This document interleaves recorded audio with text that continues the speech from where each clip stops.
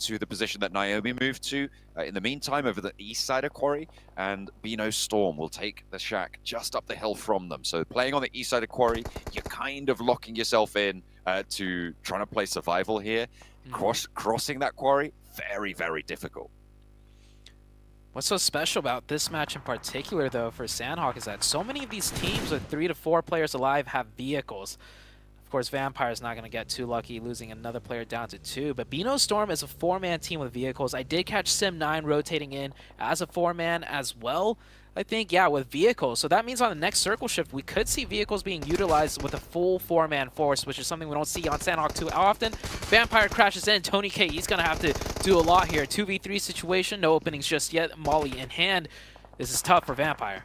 Kayovsky trying to hold the door frame, and Tony K has no chance against that. Kayovsky able to put him down there, get the flush. Now it's just Newsy. They know he's behind the rock. He's got that DBS. He's taking shots from a third party, and he has to peek out. That's Weibo to seal the deal. And Vampire out on the western side. Rook still in that central position. Next shift goes back to Quarry. Rook in a commanding spot still.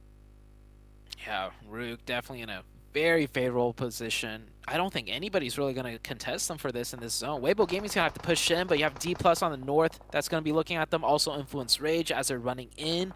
The Vibes team right on to the backside of Demorte. That's going to be a huge fight right here. They get the opening. 3v2 situation. Demorte, with only 2 up, goes for that quick revive. Vibes with 3. Time's ticking. They need to push down before the revive goes through. Try and get that one back together. Try and keep everyone in the mix. Demorte on 3 players alive, 3 players active here. Trying to fend off against the Vibe squad out the back who have managed to get up into the wall. It's a 3v3. Furia cooking the nade over towards East, who puts his nade back in the pocket. Just a solid time on the reposition there from East to be able to get away from it. He's cooking another one. Apex trying to move, and that's a third party. It's Law from Influence Rage, who are moving in on this western side as well, trying to get ahead of this. They want to conclude it. Doorway sprayed down. East opening up the path for these nades, but no one's stepping out. No one's getting too big for their boots right now. As Influence Rage takes shots from Rook, trying to move on in. Maybe they're not going to engage on this as a third party. Beano Storm trying to move past Major Pride. It's just not going to happen. Major Pride has fought on the eastern side. They're still in. Probably one of the better spots, but Duerte, they went down to a couple of nades from East, who was able to get 2 with 1. Goodness me. Furia holding the door frame, and he will go down as well. Really well handled by East. Yeah, he single-handedly did that, and you can see how many times he baited out the first few nades. The game sense, the mechanics on that guy, no wonder he's always showing up for the Vibes team. That was beautifully played out from the side of Vibes. East leading the charge there, breaking in, and that was a tough way to break into that zone too. I'm surprised they managed to pull it off. Weibo Gaming now on the north side contesting with D+. A huge nade right there. Another opening, 3v4 situation. They bring it down to a 3v3, and look at the ground Weibo Gaming has made. So aggressive. Needs to be careful though on that ridgeline side as one player does get caught, another goes down. Weibo Gaming had a chance, but that chance is not going to be afforded to them. Sook last one up. Third party by another team. I do believe that was Rook, and Weibo Gaming are out in 7th with 5 elims.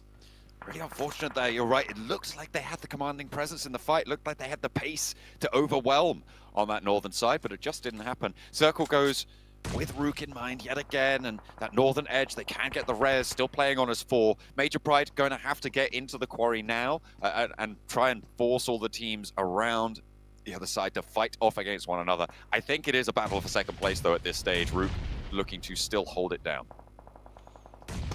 Major Pride, I mean, we saw what they managed to do yesterday.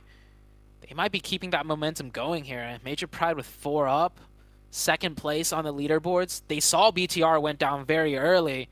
Might spur them into action to actually taking this game down themselves. D+ down to the solo. They've gone for a 3. They've moved 3 players already across the north side of the quarry. Really, really fast. D+ were embroiled, and now D+ have gone down to 1. A couple of nades from Major Pride scored for that. The north side completely dominated still by Major Pride. Nomi can look to regroup through as well as vibes start to fall out in the open. Sem9, Rook, and Major Pride, the major factors in this circle. East is still up for Vibes, though. It is a 1v4. I don't think he can pull off a miracle here. Yeah, he goes down. We are down to the last 4 teams, minus D+ on the north side. He is the 5th remaining team, but should go down quickly here. Yep. The last 4 teams, Sim9 going at it with DRS on that minimap on the southeast. It looks like DRS cut down to the last player. We're going to have a 3-way 4v4? It seems like it. Major Pride have managed to move across the quarry. No mean feat. The teams on the north kind of took care of each other and they leapt on that opportunity. A nice decisive move, which is what we always like to see from Major Pride. They've been doing it fairly consistently. 7-9 though, they've held the south edge of quarry, and Rook now kind of actually have their work cut out for them. They're right on the edge of this zone. It's likely to push out after that. I don't think anyone's going to go for a full breach. We'll see if people can hold them out. Major Pride keeping that 3-1 split. Nomi, of course, the one being split off. That's the most difficult position to play, the lurker.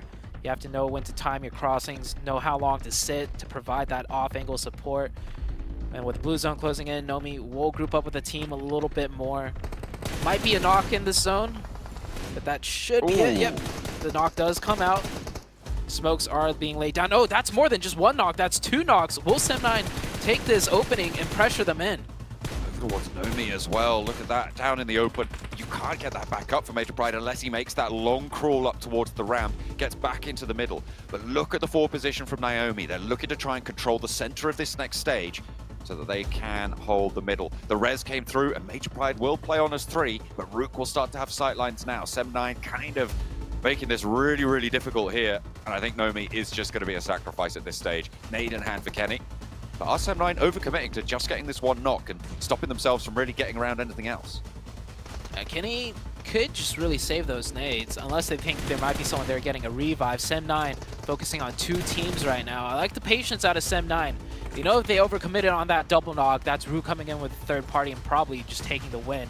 Sim9 keeps 4 up. The last zone is up. Center is onto Naomi, most likely. But the 2 players for 7-9 down the hill, they went out to get the flush. They didn't even land those nades, and now they're going to have to move through the blue zone in order to get up the ramp. Dino has to get this heal off, but there's a player trying to rotate through the blue behind him. He goes down. There's just no way. 7-9 have thrown 2 of their players down there to go for a confirm, and they've wasted that opportunity. They could have all been on that top ground, all been on that high ground. If Major Pride could just survive for a little bit longer, they might even be able to throw a couple of nades over towards Rook. Actually, their supplies have run dry, so they're a little bit down on their luck. It's all up to the gunfights, and Punisher goes low. Effect with that DBS goes prone, takes a massive amount of damage. He gets knocked. That was crucial. Naomi, last one up, will be taken out. And this is a Rook win because the last player out of Sim9 is downhill, no, in the blue zone. Yeah, and it is done. Rook with the circle blesses at that compound will take the dub. That was you could say that was an easy one for them, but for all the teams getting into 2nd, 3rd, and 4th, that was a fight to be had from all